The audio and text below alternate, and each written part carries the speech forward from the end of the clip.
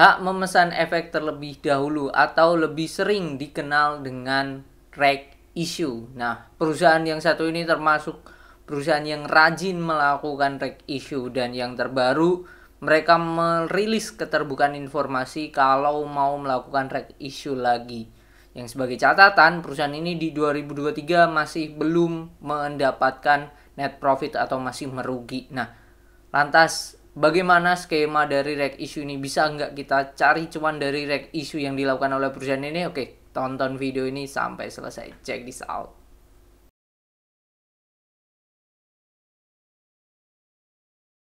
Bank Neo Commerce Tbk atau kode sahamnya BBYB.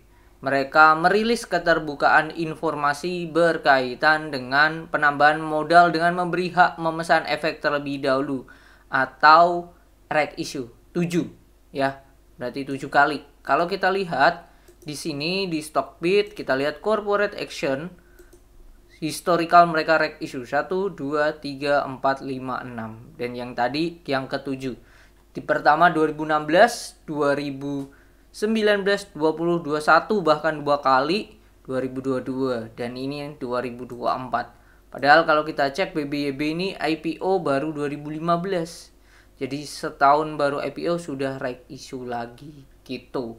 Nah, ini perusahaannya termasuk banyak ya, 50%-nya ada di publik, tepatnya 57,42%. Kalau kita lihat di case statistik 2023 itu mereka merugi minus 573 miliar. Meskipun turun ya ruginya ya, kalau kita perhatikan cek 2021 minus 986, lalu minus 789, lalu yang terbaru adalah minus 573. Nah, itu yang terjadi di BBYB. Nah, kalau kita lihat secara finansial ya, kita analyskan sejak 2016 perusahaan 14 bahkan perusahaan ini sempat untung ya, 2014, 12, 25 sebelumnya padahal untung ya.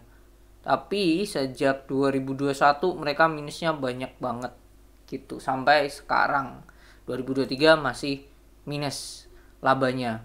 Nah, kalau kita lihat secara chart pun BBYB ya. BBYB. Nah, ini BBYB Bank Neo. Nah, ini berada di support. Nah, nanti akan kita bikin skemanya bagaimana pergerakan harganya dan baiknya seperti apa dengan adanya reg issue ini. Oke, ada beberapa hal yang perlu kita perhatikan dalam reg issue ini. Satu, itu adalah berapa sih nominal yang akan diterbitkan. Satu itu. Yang kedua, harga pelaksanaannya berapa. Yang ketiga, itu adalah rasionya berapa. Nah, kayak ini dia bagi dividen ya, kita bagi dividen bagi di reg issue. Nah, ini 18 banding 5. Berarti rasionya adalah setiap 18 saham lama berhak mendapatkan 5 reg issue, kayak gitulah. 5 reg yang bisa ditebus.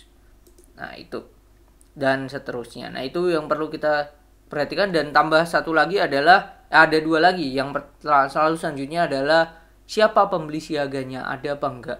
Pembeli siaga adalah orang atau institusi, bisa orang bisa institusi yang membeli jikalau pemegang saham saat ini itu tidak mau menebus ya. Jadi saat reg issue yang boleh memesan itu kan ya yang sudah mempunyai saham-sahamnya, yang boleh menebus dari reg issue-nya.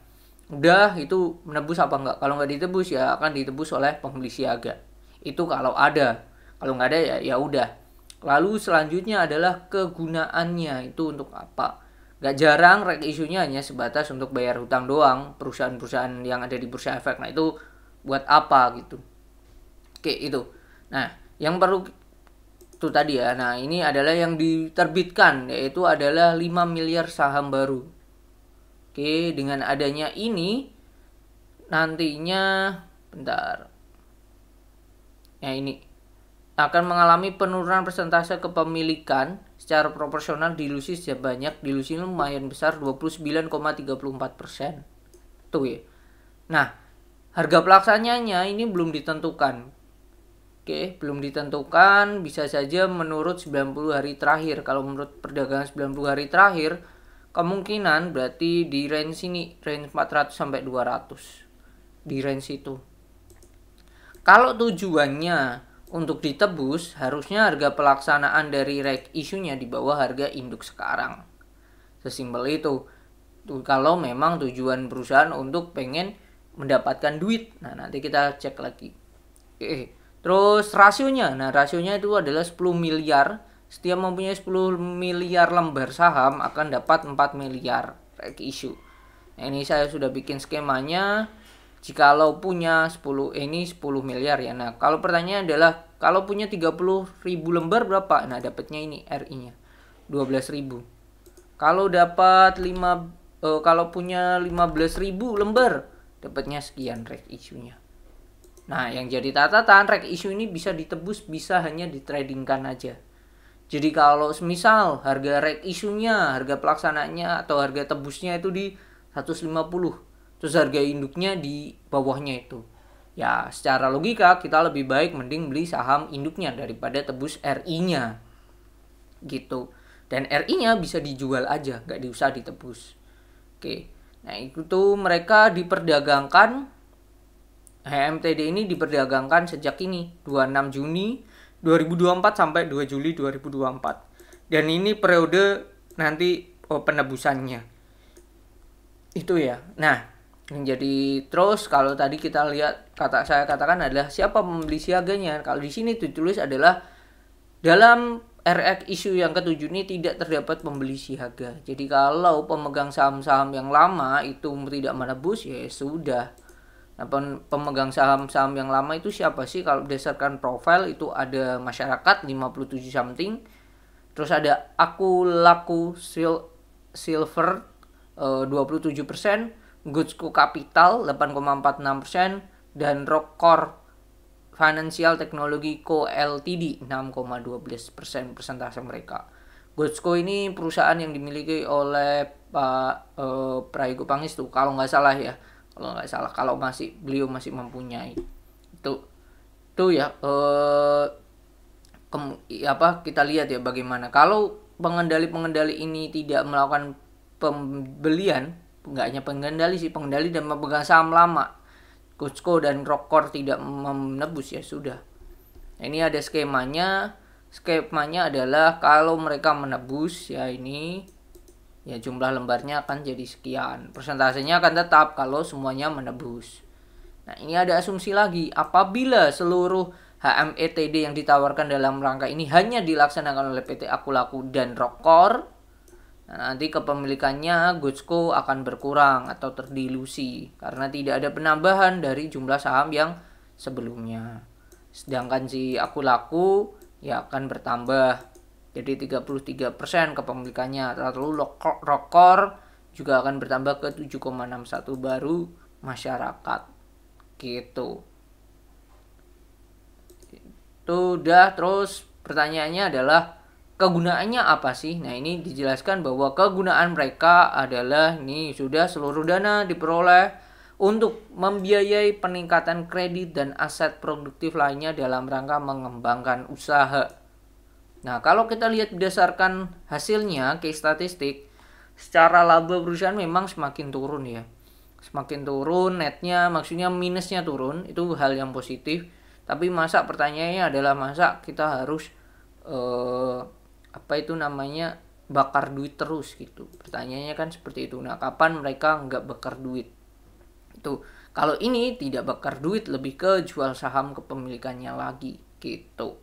Dan kepemilikannya ya paling banyak sudah di Akulaku ya sebagai pengendali. Nah, ini mungkin cara perusahaan juga untuk mengambil alih saham-saham yang ada di masyarakat yang 50 something itu. Si pengendali ya udah kita terbitin lagi banyak-banyaknya. Itu yang bisa dilakukan oleh perusahaan salah satunya lagi. Nah, lantas bagaimana kita mendapatkan cuan di BBYB jika lo melakukan right issue?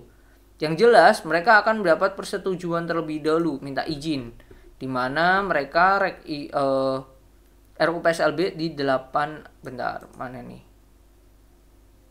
tanggal pencatatan daftar pemegang saham berhak ini. Nah, ini nanti ya tanggal efektifnya 10 Juni. Jadi mulai Juni baru kita bisa berdagang RI-nya seperti apa. Tanggal pencatatannya di 26. Tapi biasanya kalau seperti ini akan muncul lagi prospektus tambahan, yaitu harga pelaksanaannya di berapa gitu. Lalu yang kedua adalah kenapa kok kita harus tahu harga pelaksana? Biar kita bisa menakar RI-nya ini tuh ada apanya, nilai jualnya enggak sih. Kalau kita lihat tadi kegunaannya tidak ada pembeli siaga, itu pun juga menunjukkan bahwa ini perseroan memang butuh untuk muter duit lagi, untuk mengembangkan usahanya lagi, tetapi ya tidak ada pergantian pengendali atau pengendali baru yang masuk secara besar karena tidak ada pembeli siaga yang benar-benar mau menebus gitu. Nah, itu poinnya di situ. Kalau ada, nah itu mungkin akan di maintenance harga sahamnya. Nah, pertanyaannya ada karena tidak ada ya kita tunggu aja harga pelaksananya berapa, dan kemungkinan besar saya mengatakan mungkin adalah di bawah 242. Nah, kalau hal itu terjadi baiknya seperti apa? Nah, lebih baik trade di dekat-dekat harga support. Nah, ini RI-nya, setelah RI dia terus anjlok turun. Nah, historikalnya kita cek aja setelah RI ya. Ini setelah RI dia turun terus sempat naik lagi. Ini di 2021. Lalu ini di 2021 juga. Nah, cuman yang terakhir ini malah turun. Oke, ini malah turun. Nah, ini kita cek aja lagi bagaimana perkembangannya. Lebih enak memang kalau kondisinya di sini. Yang pertama adalah satu, kita cari tahu dulu, nanti kita tunggu harga pelaksananya di berapa. Jikalau di bawah harga dari induk, nah itu bisa digunakan untuk beli induknya terus dapat RI-nya, lalu RI-nya diperdagangkan aja jika lo tidak mau menebus gitu. Itu lebih better. Atau RI-nya atau memanfaatkan aja RI, kita nggak usah tebus RI-nya ya, trading di induknya maupun di reg issue-nya gitu. Itu adalah salah beberapa caranya. Caranya bagaimana? Ya kita perhatikan area-area supportnya aja. Udah, itu aja yang kita perhatikan. Nah, yang perlu diperhatikan lagi adalah RI-nya ini bisa diperdagangkan sampai sesi 1 aja. Dan kemungkinan besar saat RI ini, nah, volumenya akan meningkat. Dan ini ya, ini meningkat. Oke. Lalu di saat ini juga meningkat volumenya. Lalu di sini volumenya juga meningkat. Jadi RI itu juga mempengaruhi fluktuatif dari pasar dari si perusahaan itu sendiri. Harusnya seperti itu. Jadi yang terdekat adalah kita tunggu dulu harga pelaksananya berapa. Baru nanti kita bisa men-skema baiknya beli di berapa maksimal. Gitu sih mungkin ya yang bisa saya share di video kali ini.